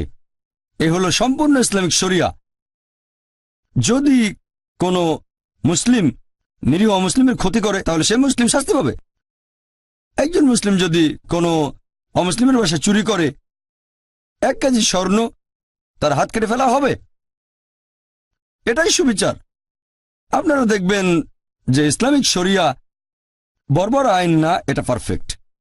এছাড়াও শরিয়া আমাদের নির্দেশ দেয় যে কোন ভালো কাজ করতে হবে, চুরি করব না, ধর্ষণ করব না ইত্যাদি। কিন্তু সবাই তো সেটা মেনে চলবে না, তাদের জন্য শাস্তির ব্যবস্থা আছে। তবে ইসলামিক শরিয়া এর মধ্যে ইসলাম ধর্মের একটা স্তম্ভও আছে। ইসলামের 5 নম্বর স্তম্ভ পরকালের জীবন। আল্লাহ পবিত্র কোরআনে বলেছেন, সূরা মুলক অধ্যায় নম্বর 67 আয়াত নম্বর 2, আল্লাযী খালাকাল মাউতা ওয়াল হায়াতা। আল্লাহ তাআলা সৃষ্টি করেছেন জীবন ও মৃত্যু পরীক্ষার জন্য কে তোমাদের মধ্যে কর্মোত্তম। এই জীবন পরকালের জন্য একটা পরীক্ষা। আর পরকালের জীবনে বিশ্বাস ঈমানের ক্ষেত্রে বাধ্যতামূলক, এছাড়া ঈমান পূর্ণ হবে না। কেন? অনেক মানুষ এভাবে বলে মৃত্যুর পরের জীবন, এটা অযৌক্তিক। অনেকে পরকালের জীবনে বিশ্বাস করে না, সর্বশক্তিমান আল্লাহকেও বিশ্বাস করে না। তাকে যুক্তি দিয়ে বোঝাবো কিভাবে? এখানে যুক্তিটা হচ্ছে, একটা লেকচার দিয়েছিলাম কোরআন অ্যান্ড মডার্ন সায়েন্স, সেখানে বলেছিলাম পবিত্র কোরআনে 6000-এর বেশি আয়াত আছে, আর তার মধ্যে প্রায় 1000 খানেক আয়াত বলছে বিজ্ঞান সম্পর্কে। আর যেসব আয়াতগুলো বিজ্ঞান সম্পর্কে বলছে, আনুমানিকভাবে তার মধ্যে 80% আয়াত এখনকার বিজ্ঞান আমাদের বলছে এগুলো 100% সঠিক। কারণ বিজ্ঞান এখন অনেক এগিয়ে গেছে গত কয়েকশো বছরের মধ্যে। এখনকার বিজ্ঞান বলছে কোরআনের যে আয়াতগুলো বিজ্ঞান সম্পর্কে বলছে তার আনুমানিক 80% একেবারে 100% সঠিক।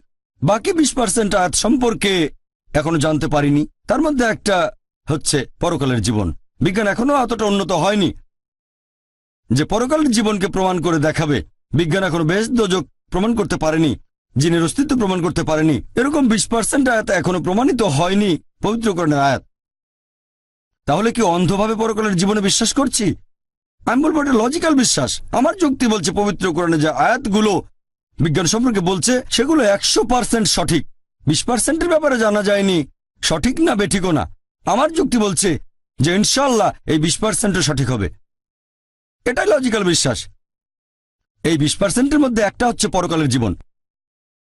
এখন একজন মানুষকে এই পরকালের জীবন সম্পর্কে কিভাবে বোঝাতে পারি?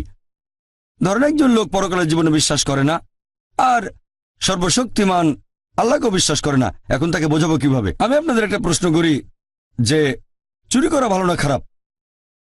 চুরি করা ভালো না খারাপ? খারাপ। সবাই বলবে খারাপ।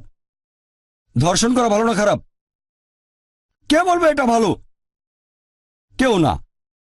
4000 মানুষের কেউ বলছে না যে চুরি করা ভালো বা ধর্ষণ করা ভালো, সবাই একমত। আচ্ছা, এবার একটা উদাহরণ দেই।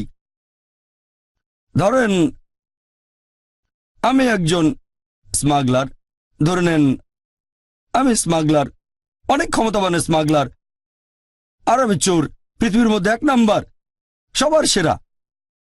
আর ধরেন আপনারা কেউ পরকালের জীবনে বিশ্বাস করেন না, আল্লাহকে বিশ্বাস করেন না। তাহলে আপনারা আল্লাহকে বিশ্বাস করেন না, পরকালের জীবনে বিশ্বাস করেন না, আর আমি একজন স্মাগলার, সেরা স্মাগলার, খুব বুদ্ধিমান, সবসময় যুক্তি খাটিয়ে কাজ করি। আমি আপনাদের বলছি যে চুরি করা ভালো। আমি বলছি চুরি করা ভালো। আমি সবসময় যুক্তি মেনে চলি, সবসময় বিজ্ঞান মেনে চলি। আমি আপনাদের প্রশ্ন করছি, একটু আগে আপনারা সবাই বললেন যে চুরি করা খারাপ, চুরি করা খারাপ। এখন আপনারা অন্তত একটা লজিক্যাল কারণ আমাকে দেখান যে চুরি করা কেন খারাপ আর আমি কেন বন্ধ করব। আমি খুব লজিক্যাল মানুষ, আমি অনেক বুদ্ধিমান, আমি বিজ্ঞান মেনে চলি। এখন আমাকে অন্তত একটা বৈজ্ঞানিক কারণ দেখান যে চুরি করা খারাপ কেন, তাহলে আমি চুরি করা বন্ধ করব। কেউ কেউ আমাকে মাত্র একটা কারণে দেখাতে পারবেন? অন্যের অধিকার কেড়ে নিচ্ছেন। আপনি অন্যের অধিকার কেড়ে নিচ্ছেন। মেনে নিলাম যে আমি অন্যের অধিকার কেড়ে নিচ্ছি। আমি হয়তো কারো 1000 টাকা চুরি করছি, তার অধিকার কেড়ে নিচ্ছি। এটা তার জন্য খারাপ, আমার জন্য না। আমি বলছি যুক্তি দিয়ে বোঝান যে এটা আমার জন্য খারাপ কেন। যদি কারো কাছ থেকে 1000 টাকা চুরি করি তাহলে ভালো হোটেলে খাওয়া দাওয়া করতে পারবো, 5 স্টার হোটেলে যেতে পারবো, সিনেমা দেখবো, এটা আমার উপকার হবে। আপনারা আমাকে যুক্তি দেখান যে এটা আমার জন্য কেন খারাপ হবে। যার চুরি যাচ্ছে তার জন্য এটা খারাপ। পুলিশ শাস্তি দেবে। আরেক ভাই বললেন পুলিশ আমাকে শাস্তি দিতে পারে, পুলিশ আমাকে অ্যারেস্ট করবে। ভাই পুলিশ তো আমার পকেটে আছে, মন্ত্রী মিনিস্টার আমার পকেটে। বলছি তো আমি হচ্ছি সেরা স্মাগলার, পৃথিবীর মধ্যে 1 নাম্বার। আপনি ছোটখাটো চোর, তাই চুরি করলে ধরা পড়ে যাবেন। আমি হচ্ছি সেরা চোর, মাফিয়ার নাম শুনেছেন? পুলিশ আমার পকেটে থাকে, মন্ত্রী মিনিস্টারের পকেটে, তারপর কোর্টের জজ আমার পকেটে, সবাইকে আমি টাকা দেই। আমাকে একটা কারণ দেখান যে এটা কেন খারাপ। হ্যাঁ, মনে রাখবেন প্রথমেই বলেছি যে ধরে নেবেন আপনারা হলেন সেই সব মানুষ যারা আল্লাহকে বিশ্বাস করে না, পরকালে বিশ্বাস করে না, আর আমি স্মাগলার। এখন আপনারা আমাকে বোঝাবেন যে চুরি করা খারাপ। মাত্র একটা লজিক্যাল কারণ দেখান। এটা তো হারাম, চুরি করা হারাম কাজ। হারাম? হ্যাঁ হারাম আপনার কাছে, আপনি চুরি করবেন না, কিন্তু আমার কাছে তো হারাম না। আপনার কাছে হারাম হলে, নিষিদ্ধ হলে আপনি চুরি করবেন না। কে আপনাকে চুরি করতে বলছে? আমি বলছি আমাকে প্রমাণ দেখান। আমি খুব লজিক্যাল মানুষ, মাত্র একটা লজিক্যাল কারণ দেখান যে এটা কেন খারাপ, তাহলে আমি আর চুরি করবো না। মাত্র একটা, দুটো লাগবে না, মাত্র একটা কারণ দেখান লজিক্যাল। একদিন আপনারও চুরি যাবে। একদিন আমারও চুরি যাবে? খুব ভালো ভাই, খুব বুদ্ধিমান, অন্য কেউ চুরি করবে। ভাই বলেছি তো আমি 1 নম্বর মাফিয়া। আমার 100 জন বডিগার্ড, 100 জন বডিগার্ড স্টেজের পেছনে আছে, সবার কাছে AK-56 রাইফেল। ছোটখাটো চোরের বাসা চুরি হতে পারে, আমি তো পৃথিবীর 1 নাম্বার। আমার সঙ্গে বডিগার্ড থাকে, এখানে চোর আসবে না। আপনি তো আপনার সব সম্পদ নিয়েই মারা যাবেন, কোনো লাভ হবে না। কি বললেন? সব সম্পদ নিয়েই মারা যাবেন। কি নিয়ে মারা যাব? সব সম্পদ নিয়ে। সব সম্পদ নিয়ে মারা যাব? আমরা সবাই মারা যাব, এতে সমস্যা কি? সবাই তো মারা যাব, আপনি মরবেন না? মারা যাওয়ার আগে জীবনটা উপভোগ করব। আপনি মারা যাবেন, আমিও মারা যাব, তবে মারা যাওয়ার আগে আমি থাকবো 5 স্টার হোটেলে, আমি অনেক ভালো খাবার খাবো। সমস্যা কি? আমরা তো সবাই মারা যাব। আপনার বিবেক বাধা দেবে। আমার বিবেক এখানে বাধা দেবে? ভাই বিবেক এখানে কোনো ঝামেলা করবে না। আমি খুব লজিক্যাল মানুষ, আপনার বিবেক বলছে তাই আপনি চুরি করবেন না। আমি খুব লজিক্যাল মানুষ, আমার বিবেক কখনো বাধা দেয় না। আমি আপনাদের বলছি আমাকে একটা লজিক্যাল কারণ দেখান। আপনার বিবেক যদি বলে খারাপ কাজ, আপনি চুরি করবেন না। আমি তো বলছি এটা ভালো, চুরি করলে আমার উপকার হবে, জীবন উপভোগ করতে পারবো, তাহলে কেন খারাপ? এটা তো ভালো।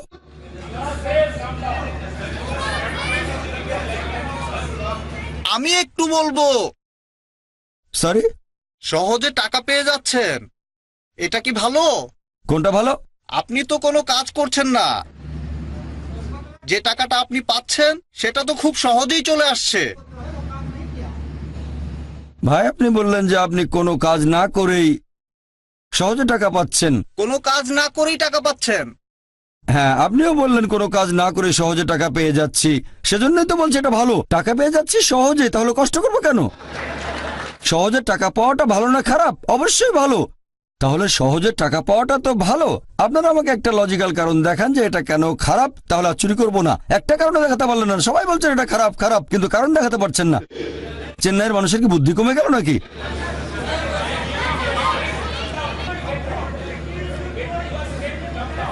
সরি ভাই, আমি শুনতে পাচ্ছি না। আপনি তো তাহলে আমেরিকানদের মতো হয়ে যাবেন। আমি আমেরিকানদের মতো হয়ে যাব? হ্যাঁ, আমেরিকানদের মতো। আমি হয়ে যাব জর্জ বুশ? আচ্ছা ঠিক আছে, ভালো। আপনাদের উত্তর দেওয়ার সময় শেষ। মানুষের জিনিস চুরি করেন তাহলে একদিন আপনার জিনিসও চুরি যাবে। ভাই বলেন আমি চুরি করলে আমারও চুরি যাবে। আমি তো বলেছি আমার বডিগার্ড আছে, কথাটা শোনেননি? আমার বডিগার্ড আছে, কেউ চুরি করতে পারবে না। আপনাদের উত্তর দেওয়ার সময় শেষ, এবার টেবিলটা উল্টে দিতে হবে। আপনার কাজটা ঠিক না, কারণ আপনি চুরি করছেন, স্মাগলিং। এতে করে সমাজের আচ্ছা ঠিক অনেক আছে, ক্ষতি আপনাদের হচ্ছে। উত্তর দেওয়ার সময় শেষ। অনেক শত্রু তৈরি হবে। আমার শত্রু থাকলে সমস্যা নেই, আমার কেউ ক্ষতি করবে না, আমার আছে বডিগার্ড। আপনাদের উত্তর দেওয়ার সময় শেষ, এবার আমি উত্তরটা বলছি। আপনাদের উত্তরটা বলছি। আমি আগে বলেছিলাম এটা একটা উদাহরণ। ধরেন একজন লোক আপনার কাছে এসে জিজ্ঞেস করলো যে কিভাবে প্রমাণ করবেন ইসলামিক শরিয়া নিখুঁত। এই প্রশ্নটা যদি করা হয় তাহলে এবার টেবিলটা উল্টে দেন। টেবিলটা উল্টে দেন। ধরেন আপনি স্মাগলার, উদাহরণ দিচ্ছি, এটা ধরে নেন আপনি পৃথিবীর 1 নম্বর স্মাগলার আর আমি একজন মুসলিম। আপনাকে বোঝানোর চেষ্টা করছি। আপনি স্মাগলার, আমাকে বললেন প্রমাণ করে দেখান যে চুরি করা খারাপ। বললাম পুলিশ অ্যারেস্ট করবে। আপনি বললেন পুলিশ আমার পকেটে। তারপর বললাম এতে অন্যের ক্ষতি হচ্ছে। আপনি বললেন তাতে আমার কিছু যায় আসে না। বললাম বিবেক দংশন করবে। বললেন আমার বিবেকই নেই, দংশন করবে কে আমাকে? তারপর আমি বললাম আপনার থেকে কেউ চুরি করে নেবে। আপনি বললেন আমার বডিগার্ড আছে। মুসলিম হিসেবে আমি যেটা করব এইসব কথা বলার পাশাপাশি সেটা আমি আল্লাহ সুবহানাহু ওয়া তাআলার অস্তিত্বকে প্রমাণ করব। যে লোকটা পৃথিবীর মধ্যে 1 নম্বর মাফিয়া, স্মাগলার অথবা চোর, তার কাছে বস্তুবাদী সবার আগে নিজেকে সে ক্ষমতাবান মনে করে থাকে, খুব ক্ষমতাবান সে। প্রথমে আমি তার সামনে আল্লাহ তাআলার অস্তিত্ব প্রমাণ করে দেখাবো। এটা করেছি একটা লেকচারে, is the Quran God's word. এখন যদি কেউ এই লেকচারটা is the Quran God's word খোলা মন নিয়ে দেখেন তাহলে আপনিও মানবেন যে সবচেয়ে ক্ষমতাবান আল্লাহ সুবহানাহু ওয়া তাআলা, সর্বশক্তিমান ঈশ্বর। তার সামনে প্রমাণ করে দেখাবো সে সর্বশক্তিমান নয়, সর্বশক্তিমান আল্লাহ সুবহানাহু ওয়া তাআলা। প্রমাণ করব পবিত্র কোরআন আর বিজ্ঞান দিয়ে। 1 নম্বর পয়েন্ট। 2 নম্বর পয়েন্ট, সে তখন বলবে আচ্ছা আমি মেনে নিলাম যে ঈশ্বর সর্বশক্তিমান, কিন্তু তিনি কোন টাইপের ঈশ্বর? আমার তো কিছু হচ্ছে না। হ্যাঁ, কথাটা ঠিক। এরকম অনেক দৃষ্টান্ত দেখবেন। অনেকে স্মাগলার চুরি করে কিন্তু তাদের কিছুই হচ্ছে না। কে ঠিক বলেছি? অনেকে আছে এরকম, হাজার হাজার চোর আছে। অনেকে বড় বড় অপরাধী, তারা খুব আরামের সাথে জীবন কাটায়, তাদের কিছুই হচ্ছে না, স্বাভাবিকভাবে মারা যাচ্ছে। হ্যাঁ, কেউ হয়তো খুন হয়, কেউ বা অ্যারেস্ট হয়, তবে অনেকেই জীবনটাকে উপভোগ করে মারা যায়, স্বাভাবিকভাবে মারা যায়। এখন সে প্রশ্ন করবে ঈশ্বর যদি এমন মহান হন তাহলে শাস্তি দিচ্ছেন না কেন? এটা আবার কোন ধরনের সুবিচার? আল্লাহ পবিত্র কোরআনে বলেছেন, সূরা নিসা অধ্যায় নম্বর 4 আয়াত নম্বর 40, আল্লাহ সুবহানাহু ওয়া তাআলা কারো প্রতি অনুপরিমাণও জুলুম করেন না, তিনি কারোর সাথে অবিচার করেন না। আর আপনি যদি কাউকে জিজ্ঞেস করেন, সে জানে যে সবার উপরে সে নয়, প্রমাণ করেছেন সে সবার উপরে না, তখন যদি অবিচার করা হয় অন্য কারোর সাথে সে কিছু বলবে না। তবে কেউ চায় না নিজের প্রতি অবিচার হোক। একজন লোক অন্য কারো মা বা স্ত্রীকে ধর্ষণ করলো, তাকে মৃত্যুদণ্ড দিলে আপনারা বলবেন বর্বর আইন। যদি ধর্ষণ করা হয় আপনার মাকে, তখন মনে হবে যে মৃত্যুদণ্ড সবচেয়ে ভালো। অবিচার যদি হয় আপনার সাথে, তখন বুঝতে পারবেন যে সুবিচার করতে হবে। সবাই এখানে একমত হবেন যে অবশ্যই সুবিচার করতে হবে। এখন প্রশ্ন হচ্ছে এই পৃথিবীতে আমরা সুবিচার করব কিভাবে? সবাই তো সুবিচার পাবে না। যেমন ধরেন, আপনি এটা জানেন যে হিটলার 60 লক্ষ ইহুদিকে হত্যা করেছিল। কতজন? 60 লক্ষ ইহুদি। ধরেন আপনি আজকে হিটলারকে ধরলেন, তাকে এখন কি শাস্তি দেবেন? কি শাস্তি দেবেন? ম্যাক্সিমাম তাকেও গ্যাস চেম্বারে পাঠিয়ে দেবেন। তাতে মাত্র একটা জীবনের ক্ষতিপূরণ হবে, বাকি 59,99,999 জন ইহুদি ছিল, তাদের ব্যাপারে কি হবে? তারা সুবিচার পাবে না? এটা আবার কোন ধরনের আইন? একে সুবিচার বলবেন? আল্লাহ পবিত্র কোরআনে বলেছেন, সূরা আলে ইমরান অধ্যায় নম্বর 3 আয়াত নম্বর 185, যে কুল্লু নাফসিন যায়কাতুল মউত, জীব মাত্রই মৃত্যুর স্বাদ গ্রহণ করবে, আর চূড়ান্ত বিচার হবে রোজ কিয়ামতের দিনে। আর যাকে দোজখের আগুন থেকে দূরে রাখা হবে, বেহেশতে নেওয়া হবে, সে পৃথিবীর উদ্দেশ্য অর্জনে সফল কাম। কারণ এই পার্থিব জীবন এটা ছলনাময় ভোগবিলাসিতা ব্যতীত আর কিছুই নয়। তাহলে চূড়ান্ত হিসাব কিতাব, চূড়ান্ত বিচার সেটা হবে রোজ কিয়ামতের দিনে। সেটাই হচ্ছে চূড়ান্ত হিসাব কিতাব। তাহলে যেভাবে একজন মাফিয়াকে বাধা দেবেন, কেউ তার ক্ষতি করতে পারবে না, মন্ত্রী মিনিস্টার পকেটে, জজ তার পকেটে, পুলিশ তার পকেটে, সেটা হচ্ছে আখিরাতের জীবনের শাস্তি। এটা দিয়ে ইসলামিক শরিয়া সম্পূর্ণ হয়। পরকালের জীবনে বিশ্বাস। তাহলে শরিয়ার লেভেল 3টা। 1 নম্বর হচ্ছে যে সাধারণ কিছু আইন, চুরি করো না, ধর্ষণ করো না। 2 নম্বর, চুরি অথবা ধর্ষণ করলে শাস্তি পেতে পারেন। 3 নম্বর, যেসব লোক আইন মেনে চলতে চায় না তারা ধরা পড়লে শাস্তি পাবে। তবে সব জায়গায় তো ইসলামিক শরিয়া নেই। আমেরিকা ইসলামিক শরিয়া প্রচলিত না, ভারতে ইসলামিক শরিয়া নেই, তাহলে পৃথিবীতে কোনো শাস্তি পাচ্ছে না। তারা আসলে শাস্তিগুলো পাবে আখিরাতে।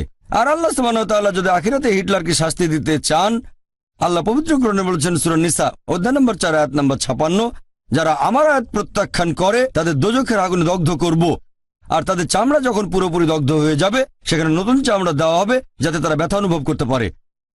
এখনকার বিজ্ঞান জানতে পেরেছে আমাদের চামড়ার নিচে পেইন রিসেপ্টর থাকে। তাহলে আল্লাহ সুবহানাহু ওয়া তাআলা যদি হিটলারকে পোড়াতে চান 60 লক্ষ বার, তিনি তা পারেন। 1 কোটি 20 লক্ষ বার করতে পারেন, সেটাই পৃথিবীতে করবেন না। তাহলে চূড়ান্ত বিচার হবে আখিরাতে, এখানে শাস্তির অংশবিশেষ পেতে পারেন। তবে আসল হিসাব কিতাব, একেবারে চূড়ান্ত বিচার হবে রোজ কিয়ামতের দিনে। আর আল্লাহ সুবহানাহু ওয়া তাআলা হলেন মালিক ইয়াউমিদ্দিন, তিনি কর্মফল দিবসের মালিক। তাহলে চূড়ান্ত শরিয়া আর ইসলামিক আইন তখনই বুঝতে পারবেন যদি বিশ্বাস করেন আখিরাতে। যদি আখিরাতে বিশ্বাস না করেন তাহলে চুরি করাকে খারাপ বলবেন না, ধর্ষণকে খারাপ বলবেন না, এই সব কিছুকে তখনই খারাপ বলতে পারবেন যদি পরকালের জীবন থাকে। তাহলে এই হলো পরিপূর্ণ শরিয়া। আমি একটা উদাহরণের কথা বলে আমার লেকচার শেষ করব। যখনই আপনি শরিয়াকে বিচার করতে যাবেন, বিশুদ্ধ উৎস দিয়ে বিচার করবেন, মানে পবিত্র কোরআন আর আমাদের নবীর সুন্নত অর্থাৎ সহিহ হাদিস। এখানে একজন মুসলিমের কাজ বা মুসলিম সমাজের কাজ দেখব না, কারণ মিডিয়া এখন যেটা করে তারা সমাজের কিছু কুলাঙ্গারকে বেছে নেয়, কুলাঙ্গার কিছু লোককে তুলে ধরে প্রচার করে এরাই সেই লোকগুলো, এরাই হচ্ছে আদর্শ মুসলিম, মুসলিমদের দৃষ্টান্ত। আপনার মিডিয়ায় দেখবেন খবরের কাগজে এভাবে লেখা হবে, যদি 50 বছরের মুসলিম পুরুষ 16 বছরের মেয়েকে বিয়ে করে, এরকম কোনো খবর থাকলে সেটা আসবে একেবারে হেডলাইনে। 50 বছরের মুসলিম পুরুষ 16 বছরের মেয়েকে বিয়ে করেছে, হেডলাইন। যদি 50 বছরের একজন অমুসলিম 6 বছরের একটা মেয়েকে ধর্ষণ করে, সেটা হবে ছোট করে খবর। এক পাশে মিডিয়া এটা করছে। আমি জানি প্রত্যেক সম্প্রদায়ের ভেতরেই কিছু কুলাঙ্গার থাকে, কিছু লোক নিজেদের মুসলিম বলে কিন্তু শরিয়া মেনে চলে না। ইসলাম বলছে মদ পান করো না, মাদকদ্রব্য নিও না, এরকম অনেক মুসলিম আছে যারা এসব কাজে অমুসলিমদের চেয়েও পাকা। আমি এটা জানি, এরা হচ্ছে কুলাঙ্গার। প্রত্যেক সম্প্রদায়ে কিছু কুলাঙ্গার থাকে। মিডিয়া এদেরকে এমনভাবে তুলে ধরো যেন এরাই আদর্শ মুসলিম। গতকাল একটা উদাহরণ দিয়েছিলাম, যদি একটা গাড়িকে যাচাই করতে চান আর ড্রাইভার যদি ভালো চালাতে না জানে, হুইলের পেছনে কাঁপাকাঁপি করতে করতে অ্যাক্সিডেন্ট করে বসলো, কাকে দোষ দেবেন? ড্রাইভারকে না গাড়িকে? ড্রাইভারকে। তাই মুসলিমদের দেখে ইসলাম ধর্মকে বিচার করবেন না, ইসলামকে বিচার করবেন কোরআন এবং হাদিস দিয়ে। আরেকটা গাড়ি যাচাই করতে গেলে হুইলের পেছনে আপনি এমন কাউকে বসাবেন যে খুব ভালো ড্রাইভার। তাহলে একজন মানুষের কাজ দেখে ইসলাম ধর্মকে যাচাই করতে চাইলে সবচেয়ে সেরা দৃষ্টান্ত সর্বশেষ চূড়ান্ত নবী মুহাম্মদ সাল্লাল্লাহু আলাইহি ওয়াসাল্লাম। ওয়া আখিরু দাওয়ানা আলহামদুলিল্লাহি রাব্বিল আলামিন।